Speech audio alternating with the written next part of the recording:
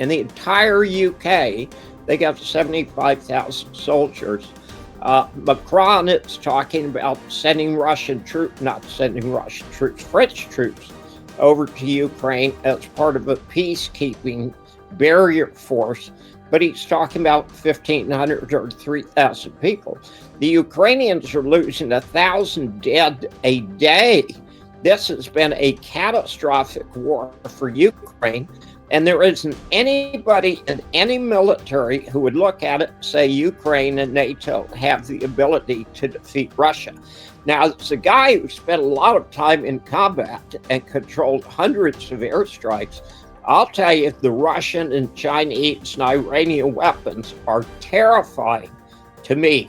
They are a generation or 2 generations ahead of the United States and NATO.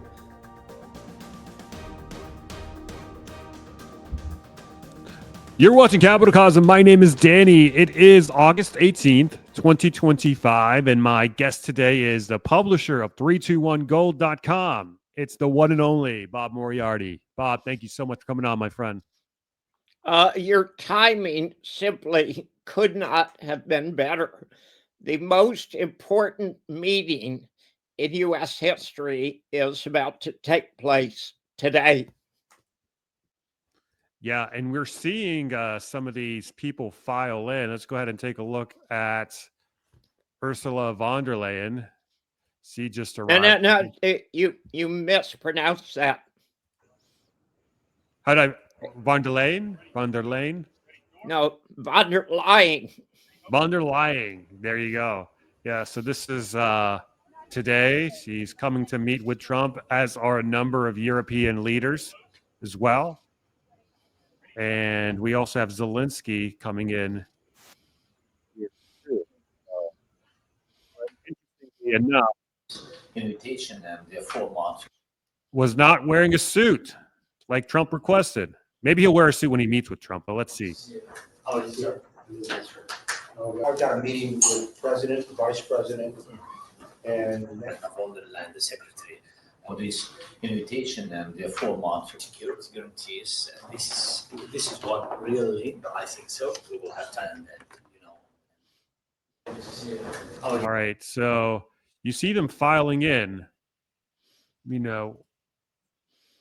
What's your take on what's going on here, Bob? Obviously, we had the big meeting in Alaska last week.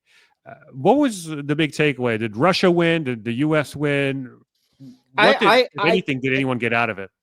Well, here's what's important, because in warfare is not like a basketball game or a football game or a soccer match.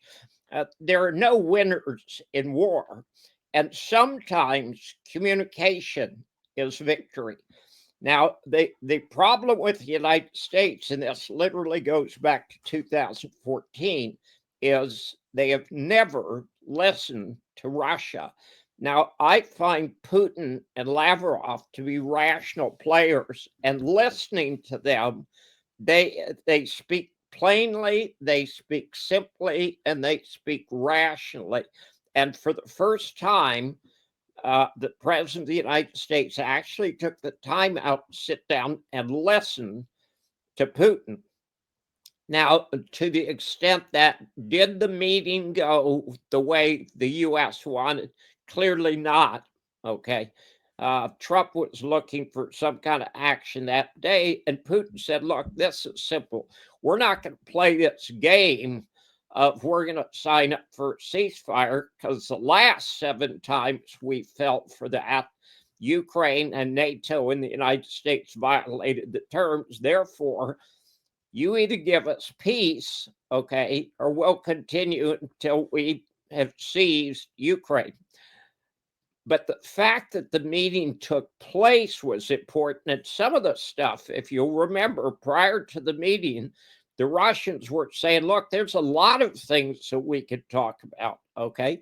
We can talk about removing the sanctions. We can talk about signing a new ABM treaty. We could talk about lots of things that are good for the United States and for Russia. So Putin made it crystal clear he is prepared to talk about real issues. Now, I'm going to tell you something nobody else got the balls to tell you. The whole Ukraine thing is a non-starter, okay? Ukraine lost the war in the first month, and it's been a slaughterhouse ever since. And 100% of what the media says in the West is a lie. They keep talking about how the Russians are losing more troops than the Ukrainians. That's bullshit. Okay, people have taken aerial surveys of the cemeteries in Ukraine, and Ukraine has lost somewhere between 1.2 and 1.5 million. Now, if you compare that to the 425,000 Americans who died in World War II, which was a longer war, that was absolutely devastating to Ukraine. And here's the real simple issue. What does NATO or the United States stand to gain by destroying Russia? And the answer is nothing. Okay? They want to defeat Russia, but for what purpose? How would they be better off? What would victory like? And you can't define it because it doesn't exist. So sorry to interrupt, but doesn't it essentially go back to like the natural resources underneath Russia that they want? Because if you look at Europe, they literally have no collateral aside from Norway. You know, they've got the oil fields over there, but other than that, there really isn't any collateral by way of Europe that they can play with. And you know, you look at some of the basket cases there, like in the UK, and their debt crisis and their, you know, the various crises, financial crises going on over there. I mean, it seems like they are in dire need of a war to distract the people from, or to just go for broke and try to take down Russia and make it a vassal state and get some of those trillions and trillions of dollars of natural resources that are both underneath Russia and eastern Ukraine. Well, what you're saying has a little bit of truth. In 1812, Napoleon marched into Russia with 100,000 troops. I'm sorry, with 1 million troops. Okay, the Grand Army, the biggest army in European history, and he marched out a year later with 100,000 survivors. The concept that Europe somehow is qualified or able to defeat Russia militarily is simply absurd. The UK has 75,000 soldiers.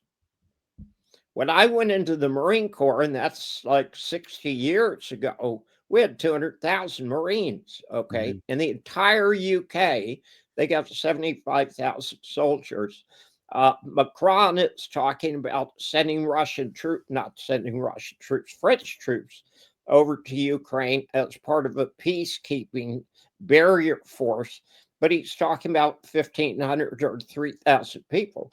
The Ukrainians are losing 1,000 dead a day.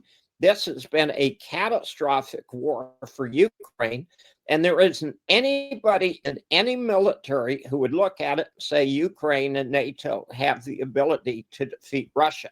Now, it's a guy who spent a lot of time in combat and controlled hundreds of airstrikes. I'll tell you, the Russian and Chinese and Iranian weapons are terrifying to me. They are a generation or 2 generations ahead of the United States and NATO. We have sent the best tanks the United States has, the best tanks the Germans have into Russia, and they've turned them into mincemeat with $5,000 drones. So this has been a debacle for the West. But I think it really goes back to the conflict, and you and I have talked about this before, between the debt-based system of the West and the resource-based system of the East. BRICS was not formed to take control of the world. BRICS was formed because they were tired of being indebted to the debt-based system of the West, where the resources, financial resources, are concentrated in the tightest package I've ever seen. There is something obscene about Bill Gates, George Soros, all of these guys, money, money, money, money, money. They never stop. Okay. They always want more. And the concentration of wealth of people in the West is simply obscene, and it has to be changed. That's what BRICS wants to do. They don't want to control the world, but they do not want to be slaves to the United States and Europe. And quite bluntly, Europe is turning, everything that's happened to Europe financially, they did to themselves. Yeah.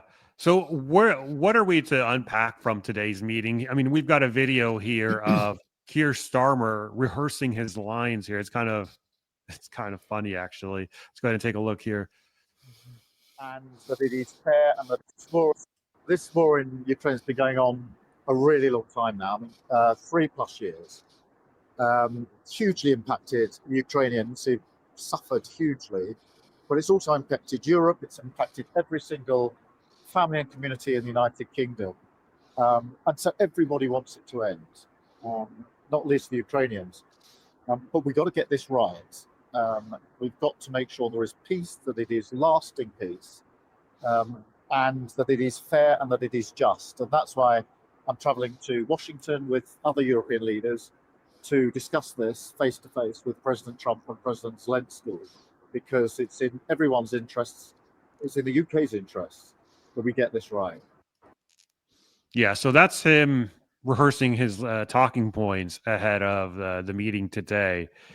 What do you anticipate coming out of this? It appears that Zelensky has made it clear that both the European leaders and Zelensky have made it clear that they will not concede any territory to Russia, and Russia has likewise made the same dispute. I mean, they are not going to do away with the conquered territories of the Donbass and Kherson and Zaporizhia and Crimea either. So what sort of deal can be made here? Is Europe just bluffing? Is President Trump just going to leave Europe out to dry? If they want to fight this war, they can go right ahead, and Ukraine will effectively just be solely funded by the European nations. I don't know what good that will do. But how do you see this going? Marco Rubio has said over the weekend, this Ukraine's war. It's not a war for the United States. Okay. Now, here's what's interesting, and you haven't had a single person mention this, and everyone talking about land in Ukraine should be mentioning this. What did the Minsk II agreement say about self-determination? What did it say? Okay, it said the people in Donbass and the eastern regions had the right of self-determination, and they could vote as to who they would be part of. Now, how many of those votes have taken place? None that I can recall. Two. Okay. It's happened twice. It happened once in 2015. And the vote was 96% of the people in Donbass voting to be part of Russia. And the interesting thing is, Russia said, look, we're not prepared to take you. Okay, you can remain independent. Okay, and you have voted for independence, and you have voted to be apart from what is an illegal government that was put in by the United States. Okay, the United States started this whole thing. Very funny that Rubio said it's not our war. Wait a minute, it was your war in the first place. But the key about the land usage is, if Russia has lost a couple of 100,000 troops and billions of dollars in resources to protect the Russian citizens in the east of the country, are they going to give up that land to what is essentially an illegal government? And the answer is hell no.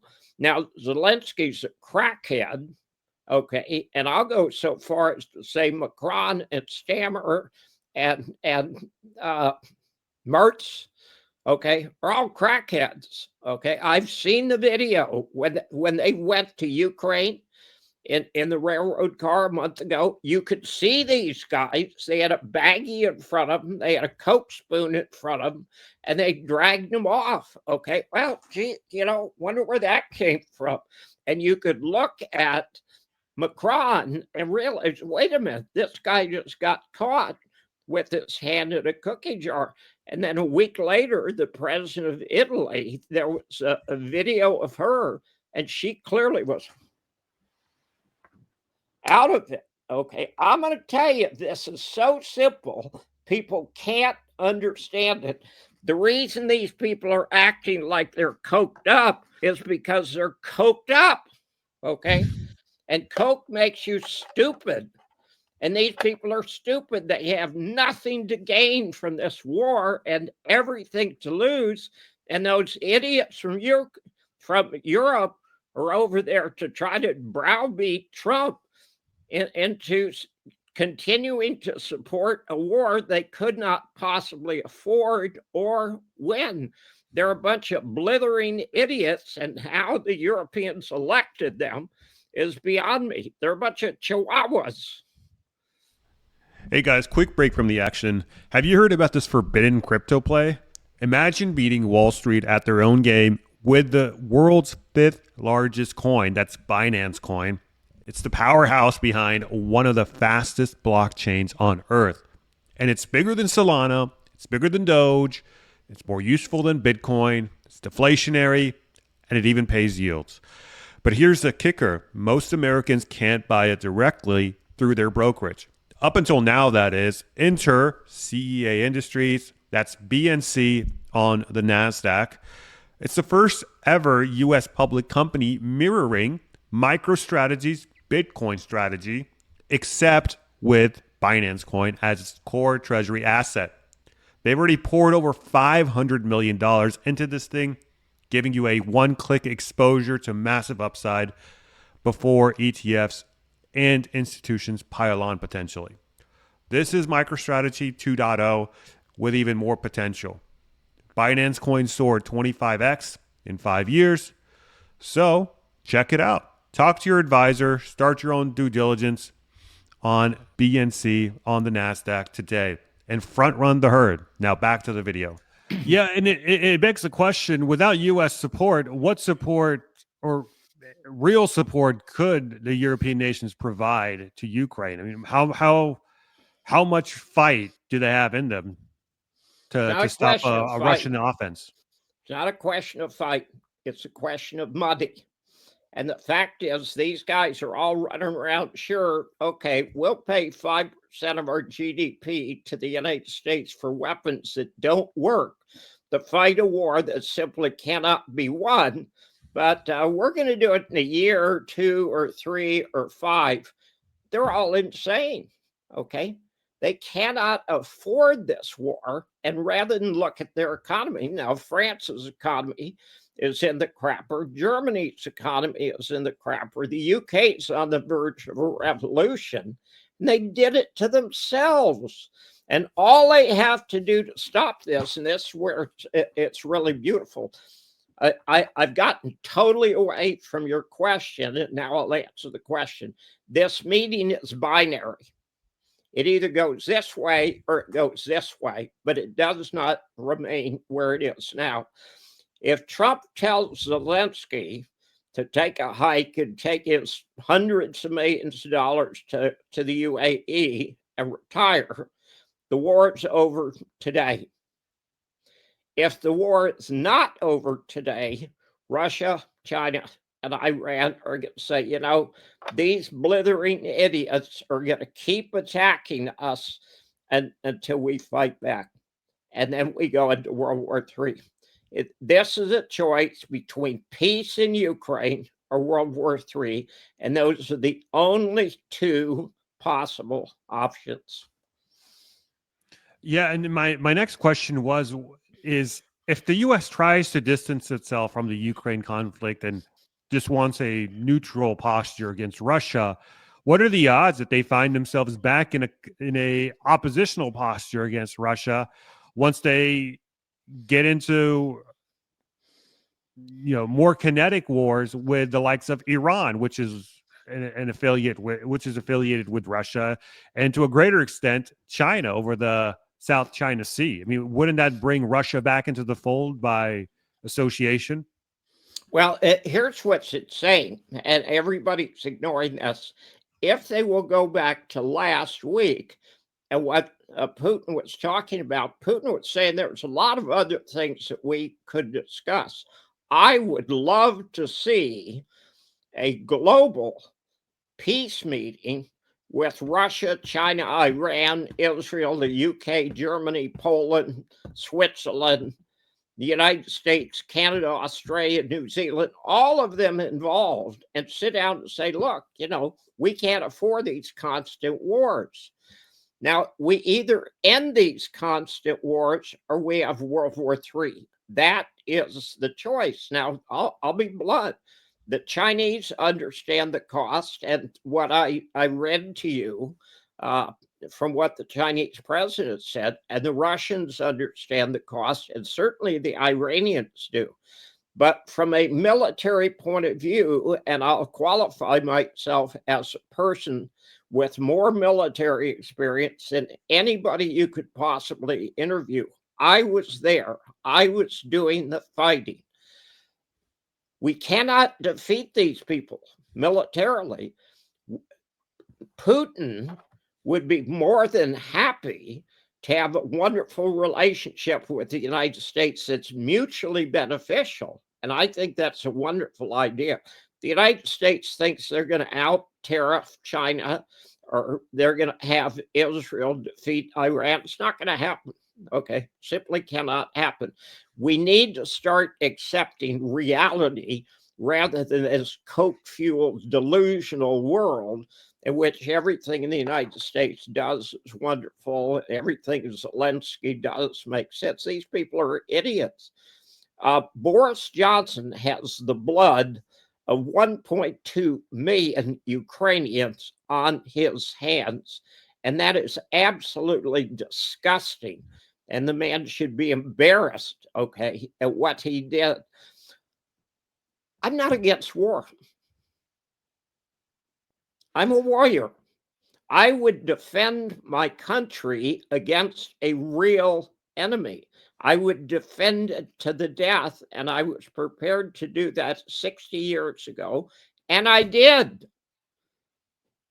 But yeah, there's a time for war and there's a time for peace, and absolutely, just dying for the sake of someone else, for some elite's sake, is not a just war.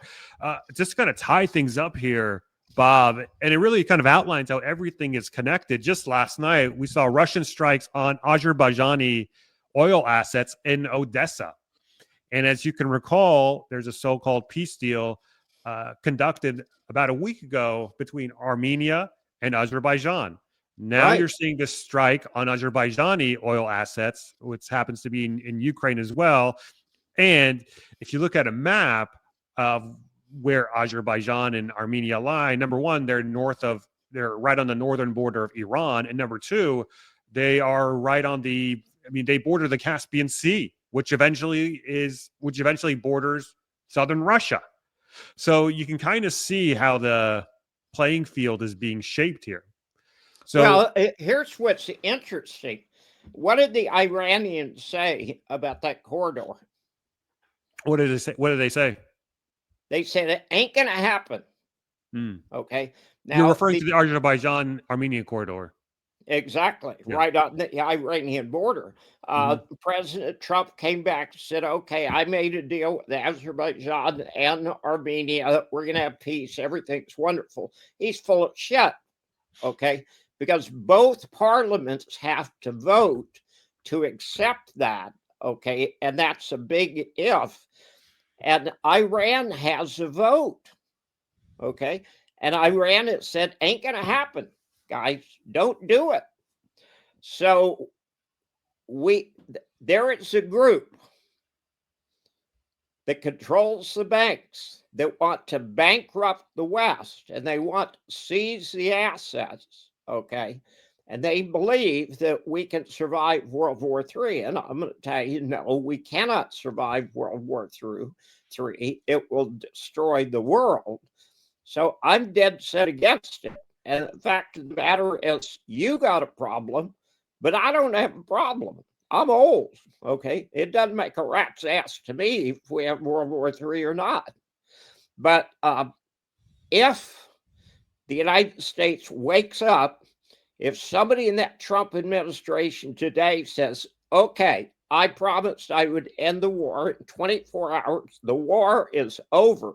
Do you get it? And here's what's funny. Starmer was sitting there talking about how Europe wants peace.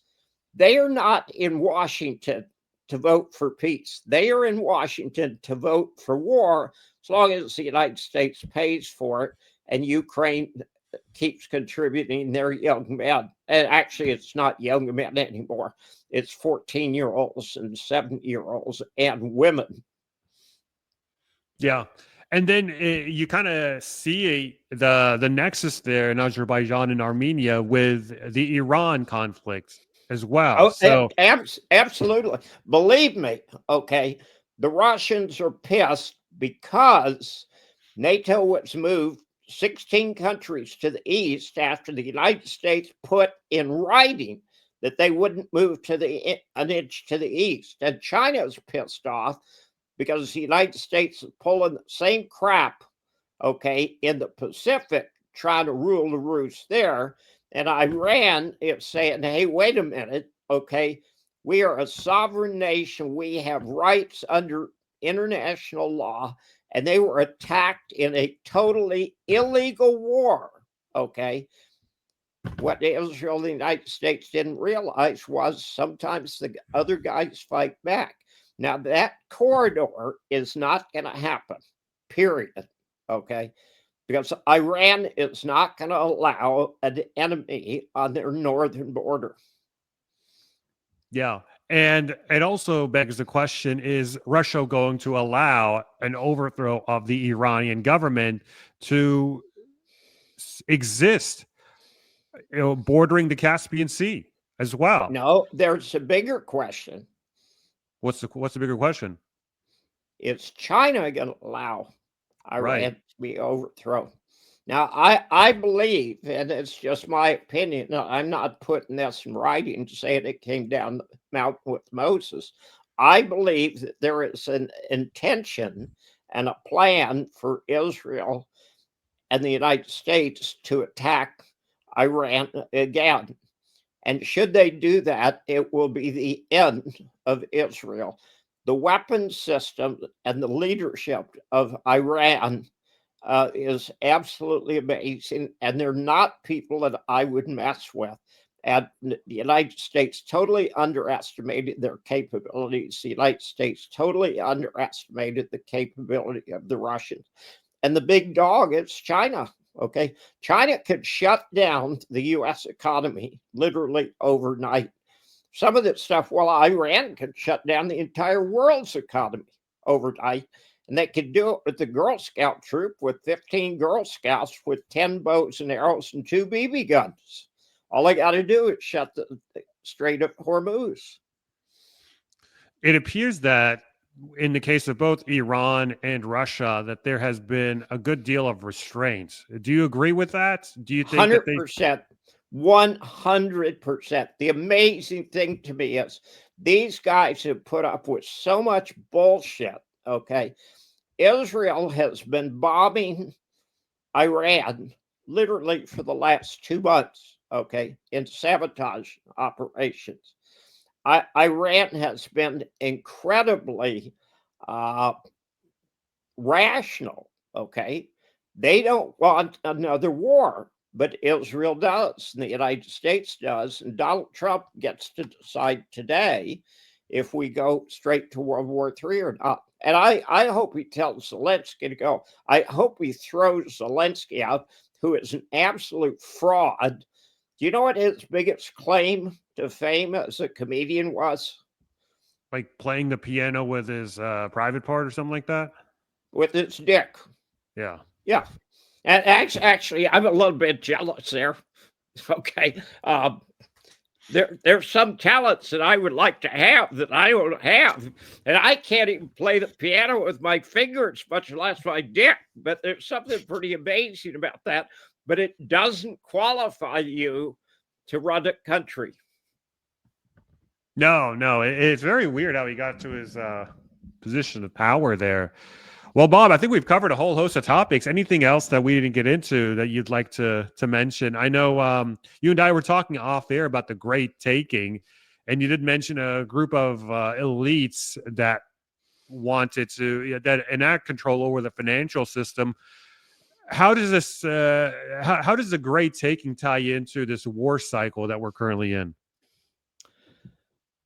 There is a group that believes World War III is a good idea.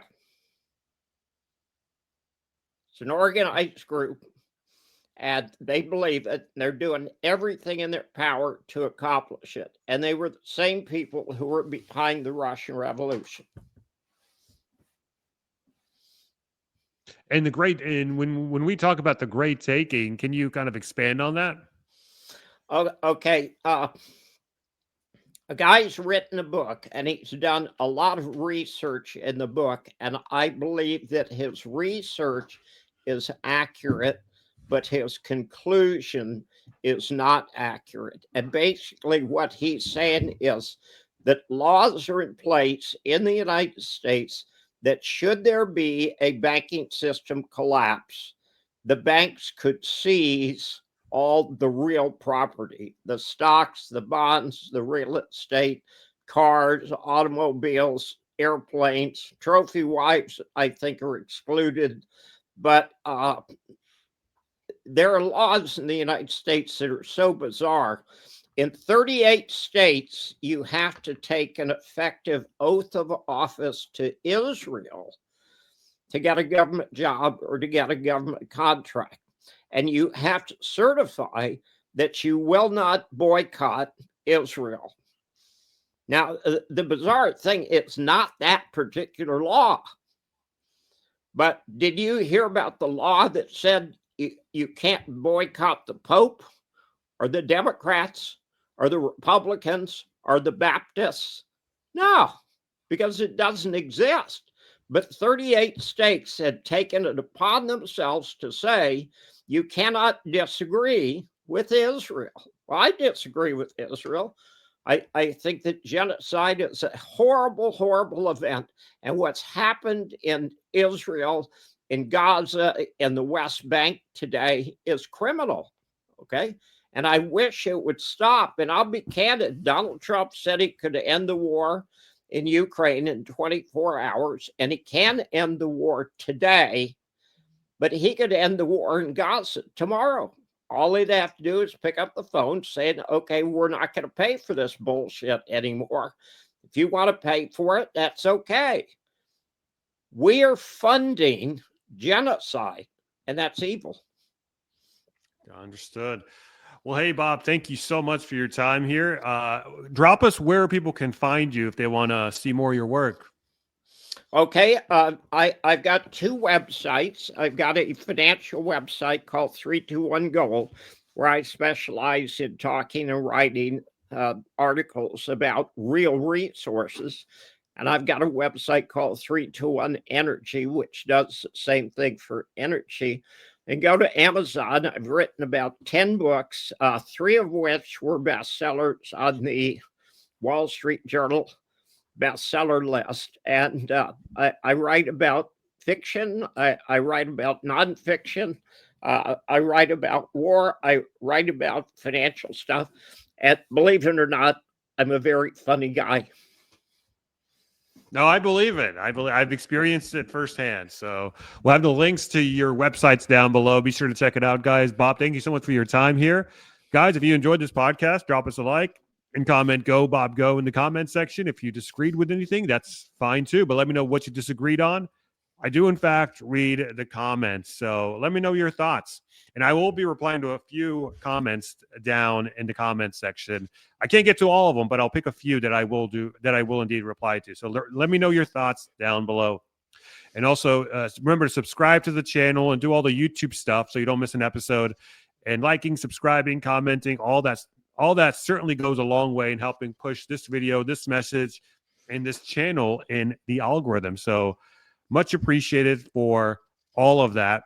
And then finally, check us out on Substack for uncensored content, early access to my content for the YouTube audience, and ad-free versions of all of my videos, so you don't have to suffer through any advertisements or YouTube ads or things of that nature.